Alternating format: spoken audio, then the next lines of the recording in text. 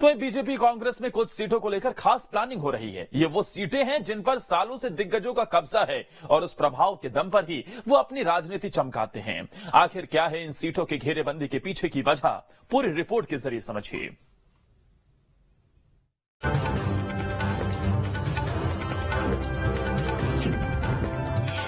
दिग्गजों की घर में ही होगी घेरेबंदी। कितनी कारगर होगी ये रणनीति?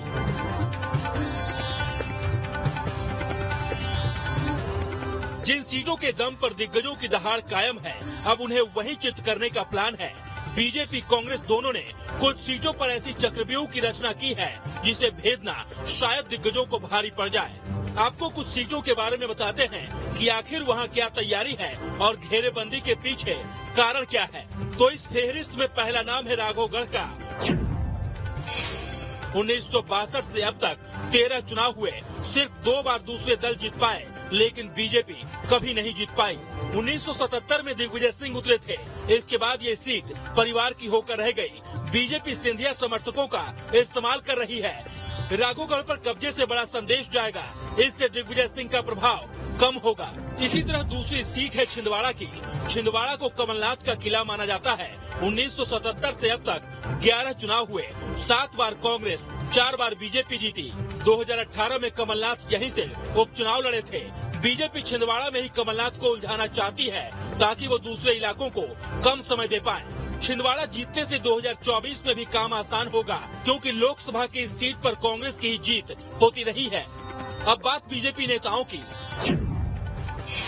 खुरई को भूपेंद्र सिंह का गढ़ माना जाता है। 1951 से अब तक 15 बार चुनाव हुए, 6 बार बीजेपी, 7 बार कांग्रेस जीती, 2 बार अन्य दल जीते। भूपेंद्र सिंह का इलाके में कद बढ़ता रहा है।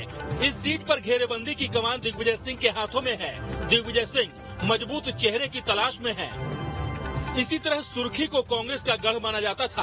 अब तक 16 बार चुनाव हुए, 9 बार कांग्रेस, 4 बार बीजेपी की जीत हुई है। 2018 में गोविंद सिंह राजपूत ने पाला बदला, जिसके बाद अब वहां बीजेपी का पलड़ा भारी है। कांग्रेस सुर्खी को जीतकर पुराना हिसाब बराबर करने की तैयारी में है। कुछ इसी तरह की और भी दिग्गजों की सीटें हैं, जहां पर दोनों ओर से घेरेबंदी की तैयारी हो रही है। भारतीय जनता पार्टी 365 दिन 24 घंटे जनता के समक्ष रहती है और प्रत्येक कार्यकर्ता जो चुनाव में जाता है उसके लिए पूरा संगठन काम करता है। मुझे लगता है कि जो चुनावी मेंढक हैं या जो पॉलिटिकल टूरिज्म के लिए निकल कर आते हैं कांग्रेस जैसे लोग, उन्हें इसकी आवश्यकता है कि वो इस पे मंथन करें कि किस रणनीति से जाएंगे। भारतीय जनता पार्टी पूरी तरीके से निराश हो चुकी है, क्योंकि उनके यहाँ जो है कर्नाटक की हार से हताशा फैली हुई है। इसलिए जो हमारे दिग्गज जो नेता हैं उसके पीछे जो है पड़ने के लिए जो है घेराबंदी कर रहे हैं। उससे क्या है, हमारे कार्यकर्ता पूरे मध्य प्रदेश में इतने मजबूत हैं कि उससे इसका कोई असर पड़ने वाला नहीं है। दरअसल प्रदेश में जो बड़े चेहरे हैं उनका एक खास इलाके में या यूं कहें कि खास सीटों पर सालों से दबदबा रहा है और इसी के दम पर उनकी सियासत भी चमकती रही है और इन्हीं के बयान भी सुर्खियों में रहते हैं। ऐसे में अगर इन्हें अपने ही इलाके में मात मिल गई तो दिग्गजों का वहम टूटेगा और एक बड़ा मैसेज भी जाएगा। हालांकि ऐसी तैयारी पहले भी होती रही है, लेकिन इस बार की तैयारी कुछ अलग है।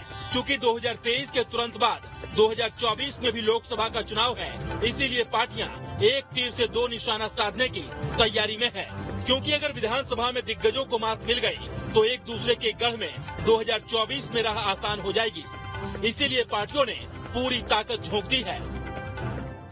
मध्य प्रदेश में चुनावी वर्ष है और ऐसे में हर राजनीतिक दल ये चाहता है कि इस चुनाव में उसे जीत हासिल कर सके और इसके लिए बेहद जरूरी हो जाता है दिग्गजों के घर में घेराबंदी करना। दरअसल कांग्रेस हो या बीजेपी, दोनों की ही नजरें एक दूसरे पर कहीं ना कहीं बनी हुई है और दोनों ही राजनीतिक दल एक दूसरे के दिग्गजों पर अपनी पेठ बनाने की पूरी कोशिश कर रहे हैं। जाहिर सी बात है कि अगर आपने दिग्गज नेताओं पर कहीं ना कहीं अपनी घेराबंदी कर दी तो आसपास की जो विधानसभा की सीटें होती हैं उस पर भी प्रभाव काफी ज्यादा अच्छा पड़ता है और शायद यही वजह है कि जहां बीजेपी कांग्रेस के दिग्गजों के लिए रणनीति तैयार कर रही है तो वहीं कांग्रेस की नजर भी बीजेपी के दिग्गज नेताओं पर है। वीडियो जर्नलिस्ट अभय के साथ जितेंद्र शर्मा, न्यूज स्टेट भोपाल। और इसी के साथ एक छोटा सा ब्रेक। न्यूज स्टेट पर खबरें लगातार जारी हैं।